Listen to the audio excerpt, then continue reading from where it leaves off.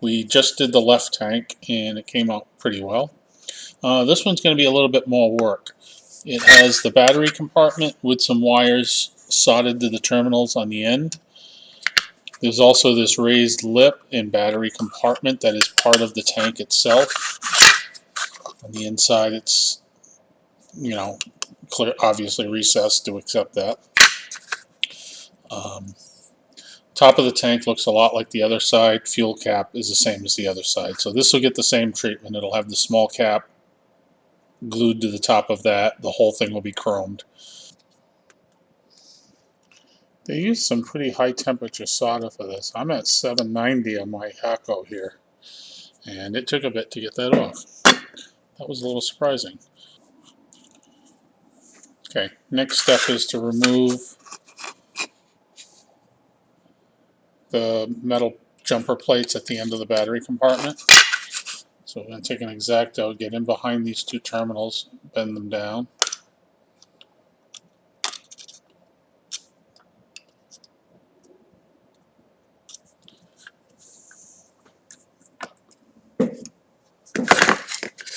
And hopefully I can just come in here and pull this plate out.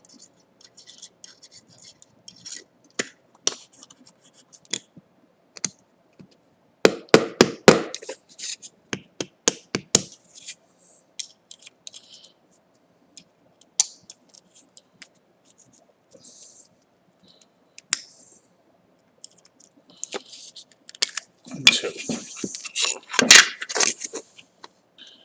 And oh, that was a little more challenging than I expected.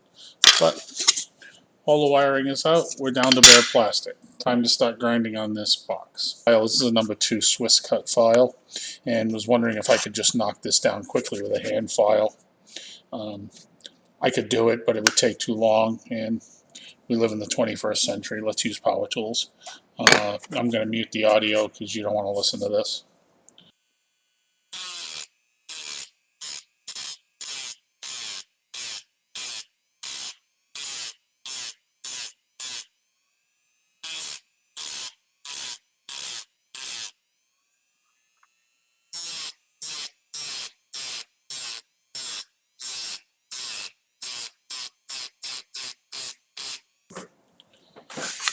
Okay, we got it drummeled off, but there's a lot of rough edges here and, you know, melted, little pieces of melted stuff. I'm just using a number 11 X-Acto blade, and I'm going to deburr a lot of this.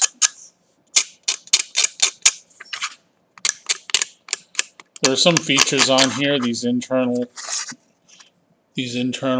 dividers for the batteries. Those are just useless at this point, so I just cut them down shorter than what I know will be the finished height. Let's try the file. Let's go to the file, see if we can get a nice plane on here.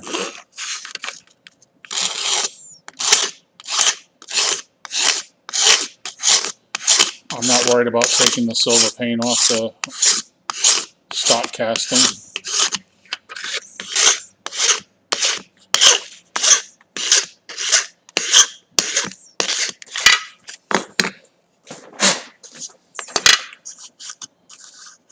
Okay.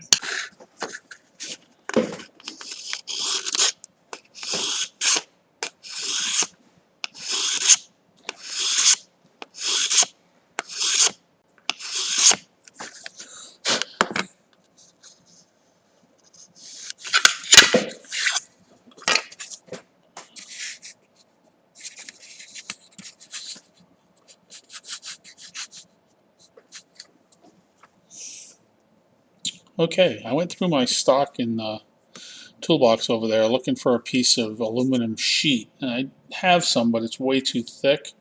What I do have is this sheet of tin, which is a nice contrasting color. I'm going to hit it with some Scotch-Brite and see what happens when you scuff it up, but it's about the right thickness, and I've got 2 pieces of this.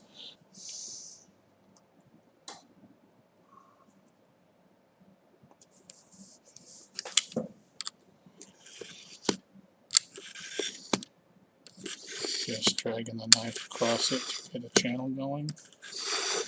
Slowly increasing the pressure. If you're using something sharp and you're having to force it, you're doing it wrong. So I scuffed up the plate, scored a line on the back using the ruler, and then just bent it over the edge of the table. This should give us a reasonable coverage. Bring that down to the end. That will go. Okay, after messing around with this plate a little bit, I decided to trim a bunch off of this back edge along here. Just make this a shallow rollover. All it has to cover is this little notch where the battery compartment door would have been. There's a small recess here, probably a millimeter deep. So this will wrap over that way and be plenty. It'll give me another shadow line here.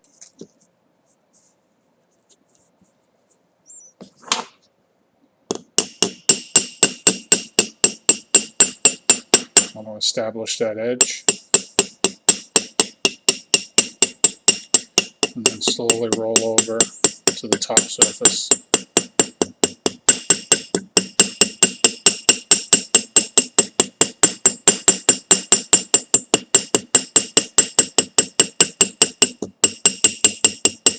You can hear that dull thud sound, and you're not getting that metallic ring. It's not going to ring like a real anvil, but there's a definite difference in the sound as to when it's over.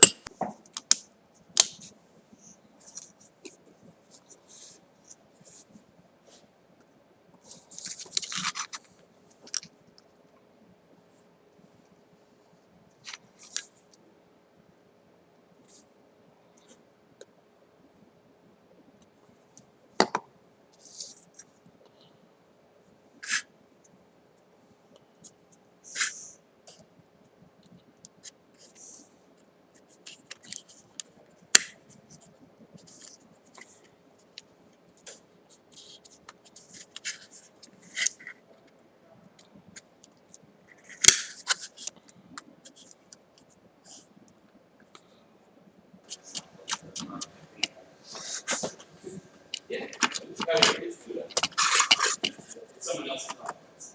I pieces and they're comments. They're on the big side, the big side. They have a lot of big wood. Big wood. Yeah. They would, yeah. You know, corporate that be hard. The corporate communication. Untrusted in the line. That's why it's complicated. Yeah.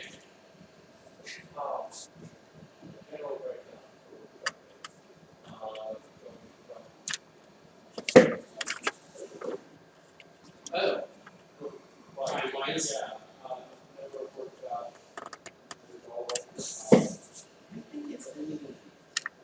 Yeah. Just my bet is that I don't think we can. I need to. How much material costs? Yeah,